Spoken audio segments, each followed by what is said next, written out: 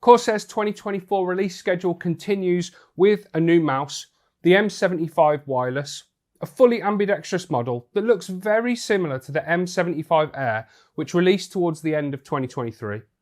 Let's see what this new model brings to the table and how it differs from that M75 Air.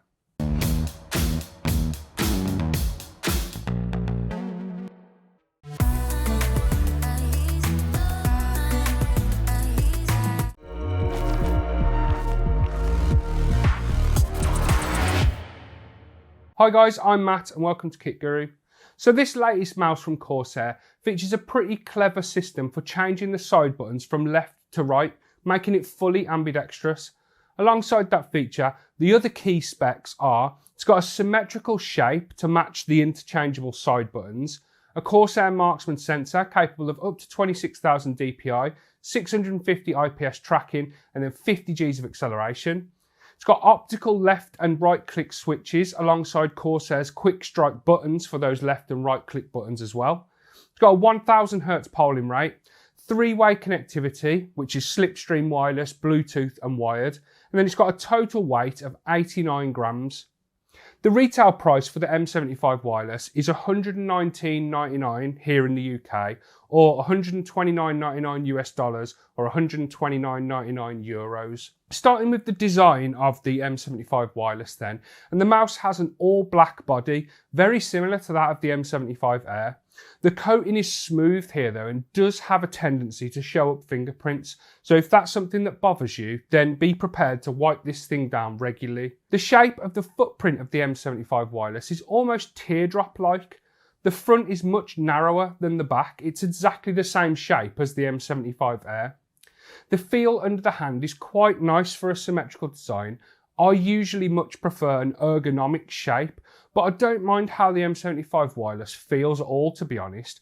I'm a palm gripper and the body fills my hand well and it's got a comfortable fit. Coming back to the coating, it doesn't have a massive amount of grip, which does lead to the mouse sliding around in my hand a little bit too much than I'd like it to. In terms of buttons, there are 5 in total, so nothing too fancy there. It's just the standard left click, right click, scroll wheel click, and then the side buttons. As I mentioned though, those side buttons can be switched between the left and the right side through the use of some extras found in the box. Switching them out works via a magnetic system. They're held in place via magnets. And these magnets, they're strong. They're not overly strong. They hold them just enough for them to feel okay. They pop out relatively easily. I'm going to talk more about that when I move on to the build quality in a bit, but it's quite an innovative system that Corsair have got going on to switch out the buttons. The blanking plates that can be installed in place of those buttons on the side that you're not using do their job, but they can still be clicked in when they're installed. They sit flush with the body so they don't feel like buttons, but I think they'd have been better if they couldn't be clicked in at all when you've blanked off 2 of the buttons. Interestingly though, you can install both the left side buttons and the right side buttons at the same time if you want to, and then you just have to activate it in iCUE to have all of them running at the same time. I'm not sure I'd ever be able to get used to a mouse working like that, but it's good that Corsair give you the option to run it like that if you want to. RGB is back on the M75 Wireless and it comes in the shape of a 2-zone setup. The Corsair ship logo on the rear end, I 100% said ship then, and not the other word that loads of you think that I've said in previous videos, thanks to my Midlands accent. The only place this accent is cool is in Peaky Blinders. But moving on, alongside that Corsair badge are 2 strips down either side of the body which make up one zone as far as the customization goes, and then there's a transparent section on the bottom which puts out a soft glow onto the mouse pad, and that acts as a separately configurable zone within iCUE. Both of these zones can be fully customized with an array of effects, as is the usual for Corsair stuff: rainbow wave, static colors, color shift, and so on and so forth. There's a fair few to choose from. The bottom of the mouse is pretty standard stuff. It's got 100% PTFE feet. There's DPI and connectivity buttons on the bottom, and then there's a slot for the USB receiver to be put away in if you're taking the mouse out and about with you. And then there's a smattering of Corsair's isometric pattern that they seem to stick on everything they release nowadays. The feet on the M75 Wireless work well, and the mouse does glide, but it is held back a little bit by its weight. Again, in the specs it's stated as 89 grams. My scales agree, they read 89 grams as well. It's not a heavy mouse, but I wouldn't exactly call it lightweight. The M75 Air, for comparison, is 60 grams. Build quality is pretty good on the main body of the M75 Wireless. The shell feels well made and robust. There's no flex at all, no creaking, and no sounds of imminent plastic destruction, which is nice.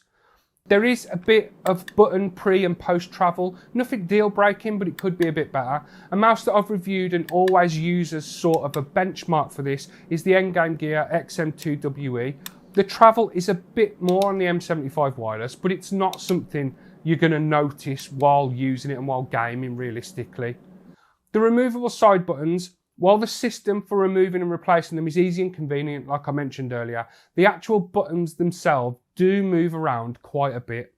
They feel a bit loose when you place your thumb on them. They work as intended, but they lack the sort of sturdiness that is associated with high quality and a premium feeling button on a mouse. The wheel feels good when scrolling. It's got quite a lot of resistance to the scroll wheel, which I like.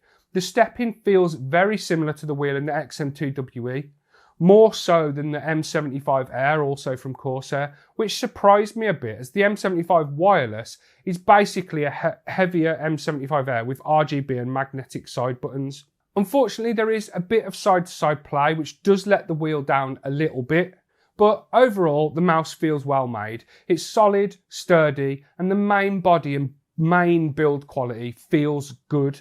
It's just let down by some wobbles on the side buttons and the mouse wheel, and a bit of travel in the left and right click buttons. If you're looking for a new chair, then you should definitely check out Booley's. I'm currently sat on their Ninja Pro gaming chair, which is one of 3 models from their gaming series, alongside the Elite and the Master. So if you're looking for something new to stick in your setup that you can sit on and game and work, then I recommend definitely checking out boolies.co.uk. The sensor inside the M75 Wireless is the same as the one found in the M75 Air and in the Corsair Night Saber that I also reviewed. It's Corsair's Marksman 26K. The sensor is capable of up to 26,000 dpi, as the name suggests. It'll handle tracking speeds of up to 650 IPS and acceleration of up to 50G. These specs are easily enough to handle flicking and tracking. I've always wondered what it would look like to see someone saturate both the acceleration and the tracking speed. No one out there is doing this with their mouse. I'd love to see someone actually moving it at 50 Gs and taking up 650 IPS tracking speed. That would be absolutely ridiculous and hilarious. As far as my mere mortal mouse movements go though, the M75 Wireless handles them with ease. The left and right click buttons both have optical switches and Corsair's quick strike buttons. I spoke about the pre and post travel of those buttons earlier on in the video, but moving on to the switches, they feel clicky and responsive. I've never had any misclicks, I've never had any non-registered clicks or any sensor spin outs or anything like that while using the M75 Wireless for gaming. Polling rate is a standard 1000 Hz, perfectly adequate for the vast majority of gamers. And finally, here's a quick clip of the buttons and the wheel sound on the M75 Wireless.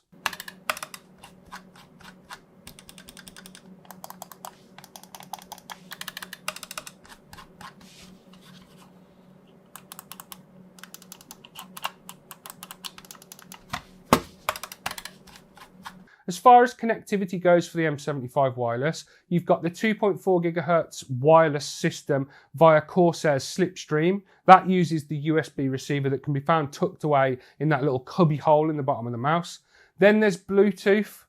It works, and just like Forrest Gump, that's all I have to say about that. Then there's this thing. Apparently, this is called a cable, and it's what people used to use to connect things back in the day. But I just use it to charge batteries nowadays though. But you can connect that to the mouse and use it that way as well. The battery inside the M75 Wireless is rated as lasting up to 65 hours on 2.4 GHz with the RGB on by Corsair. That figure jumps up to 105 hours with the lighting turned off. Now I've been running the M75 Wireless for about a week with the RGB on 100% and connected on 2.4 gig, and the battery just keeps going and going. Must be an Energizer battery in there. I charged it to full when I first set it up for review, and I charged it once when the battery dropped to medium after about 3 days of use. That's decent battery life in my mind. As they say then, the proof of the pudding is in the gaming. Or if they don't say that, then they definitely should start saying that. I've been really getting into the game Deep Rock Galactic Survivor recently, alongside my usual sessions on Call of Duty and Battlefield, and I haven't had any issues with the M75 Wireless at all.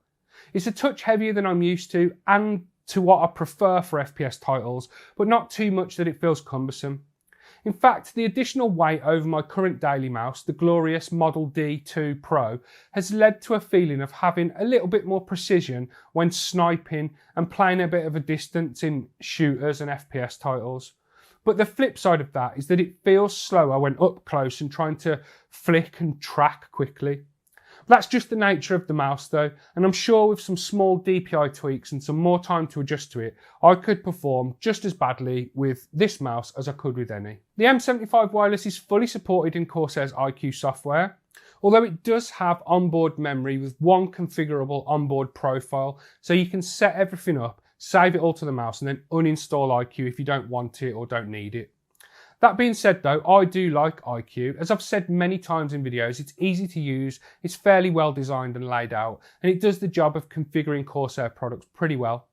There are 7 different config tabs for the M75 Wireless. Key assignments and hardware key assignments handle everything to do with remapping buttons. You're free to change everything aside from the left click. The hardware key assignments is where you'll head to configure settings that will be applied when iCUE isn't running, as I mentioned a minute ago. Lighting effects and hardware lighting effects are home to the RGB settings.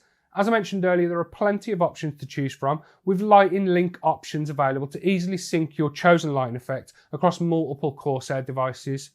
Hardware lighting works the same way as the hardware key assignments I just mentioned. Set your preferred lighting effect here and it'll work without the software running in the background. DPI is, as you'd expect, the place to head to configure sensitivity and the various DPI stages that can be cycled through with the button on the bottom of the M75 Wireless. There's a hardware mode inside this tab rather than on a separate tab like the lighting and the key assignments options. It's a little inconsistent in the software design, but it does the job, I suppose. Surface calibration contains a tool for calibrating the sensor to your mouse pad. And then finally, device settings contains all of the set and forget sort of options like sleep mode, power saving mode, battery level tooltip, whether that's going to show in the taskbar of Windows, and so on and so forth. This is also where you can change the mouse to left-handed mode if you're a lefty, or activate all of the side buttons if you want to. So all in all then, I don't have any major issues with the M75 Wireless. I like it, it's a decent mouse, albeit a tad on the expensive side. It's built well on the most part. The main body feels solid and good quality. It's just let down a little bit by the removable side buttons and mouse wheel moving around a little bit too much for my liking.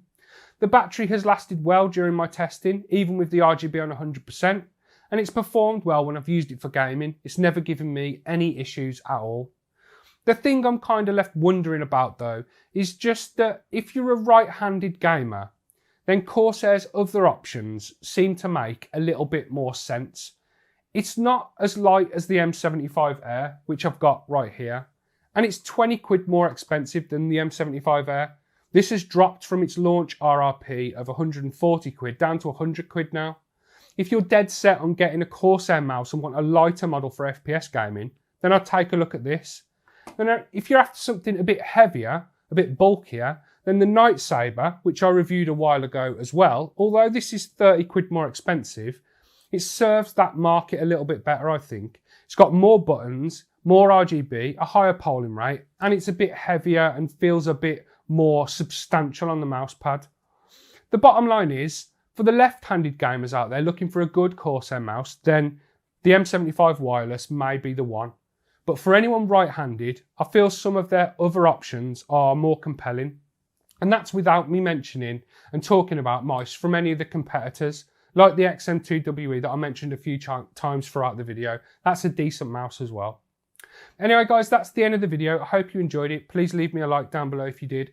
Don't forget to subscribe to Kit Guru to keep up with the latest PC gaming news and reviews. If you go down below the video, you'll find links to some of our merch, links to our Discord server, our Patreon page and our website if you want to check any of that out.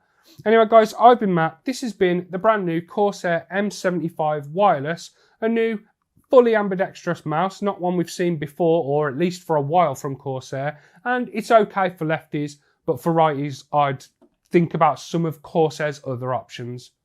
Anyway guys, I'll speak to you later. See you in the next one.